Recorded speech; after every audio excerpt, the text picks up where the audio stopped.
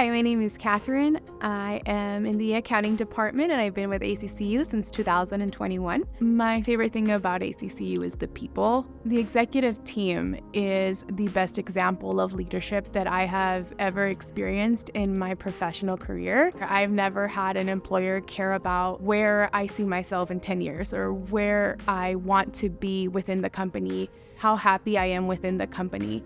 From my personal experience with ACCU, I started in a role that I enjoyed it and I learned a lot from it. It has helped me a lot in the current role that I have now stepped into. And the executive team was very encouraging and supportive and heard me when I told them that I was ready for my next step within the company. I felt heard, I felt encouraged, I felt supported, and it's something that I've never had with any other company before. I'm very grateful for that. It's the first HOA management company that I've ever worked for. I plan on it being the last one until I retire. And it's because of the executive team who have ingrained this pride in ACCU. And, I don't want to talk about it because then I'm going to cry.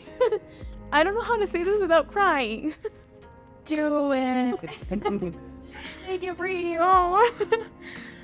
I guess just thank you to ACCU. And the executive team for believing in me. I can't get it out.